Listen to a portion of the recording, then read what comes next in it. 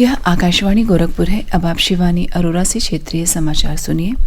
लोकसभा चुनाव के तीसरे और चौथे चरण वाली संसदीय सीटों को लेकर चुनाव प्रचार तेज हो गया है।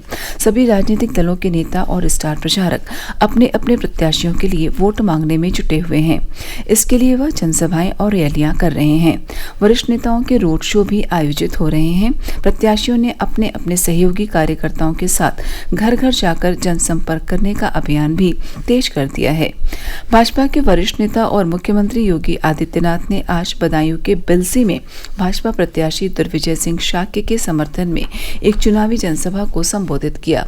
उन्होंने कहा कि प्रधानमंत्री नरेंद्र मोदी के नेतृत्व में केंद्र सरकार की ओर से चलाई गई जन कल्याणकारी योजनाओं को बिना किसी भेदभाव के समाज के हर वर्ग तक पहुंचाया गया। ऐसा सिर्फ भाजपा सरकार ही कर सकती है।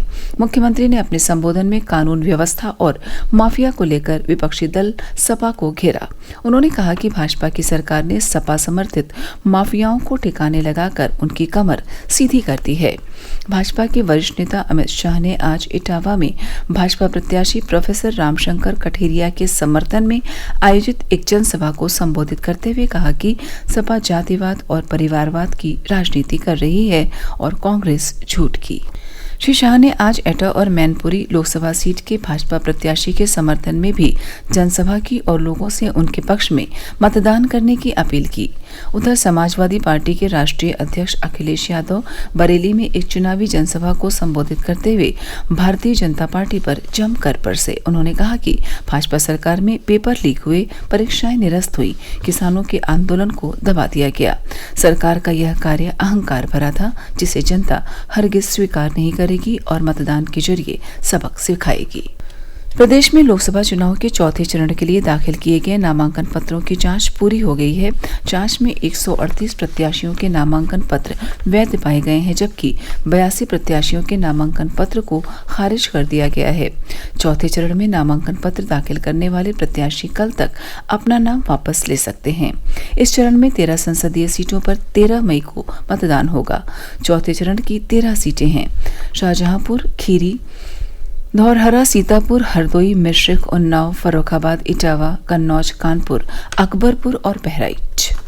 लोकसभा चुनाव के 5वें चरण की 14 लोकसभा सीटों और लखनऊ पूर्व विधानसभा उपचुनाव के लिए नामांकन पत्र भरने की प्रक्रिया शुरू हो गई है।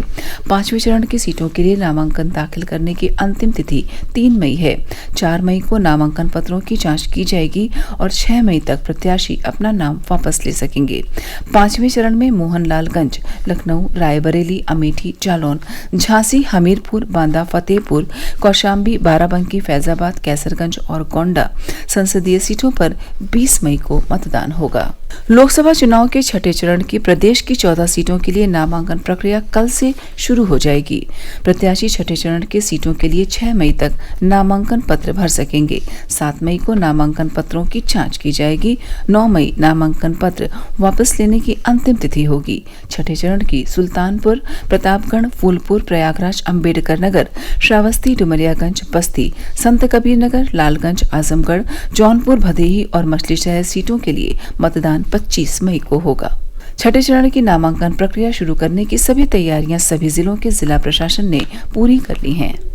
इलाहाबाद हाईकोर्ट ने जौनपुर के पूर्व सांसद धनंजय सिंह को जमानत दे दी है, लेकिन उनकी सजा पर रोक लगाने से इनकार कर दिया है। जौनपुर की एमपी एमएलए कोर्ट ने अपहरण और जबरन वसूली मामले में उनको 7 साल की सजा सुनाई थी। सजा बरकरार रहने के कारण धनंजय सिंह चुनाव नहीं लड़ सकेंगे। नमामि गंगे के प्रोजेक्ट मैनेजर अभिनव सिंघल का अपहरण कराने, रंगदारी मांगने और धमकी देने के आरोपित धनंजय सिंह की जमानत अर्जी पर हाई कोर्ट ने गुरुवार को सुनवाई पूरी कर फैसला सुरक्षित रख लिया था। प्रदेश के लगभग सभी जिलों में इन दिनों भीषण गर्मी और लू का प्रकोप जारी है। अधिकतर जिलों में तापमान 40 डिग्री के आसपास रिकॉर्ड किया जा रहा है। मौसम विभाग ने प्रदेश के पश्चिमी जिलों में बूंदाबांदी से लेकर हल्की वर्षा तक का पूर्वानुमान जताया है। पीलीभीत में आज तड़के बूंदाबांदी हुई। कई अन्य जिलों में भी बादलों के छाए रहने और बूंदाबांदी होने की खबर है। प्रदेश के पूर्वी जिलों में मौसम गर्म बना हुआ है और तेज लू चलने से जनजीवन अस्त व्यस्त हो गया। मौसम विभाग के अनुसार पूर्वी जिलों में फिलहाल गर्मी से राहत मिलने की उम्मीद नहीं है। समाचार पूरे हुए। नमस्कार।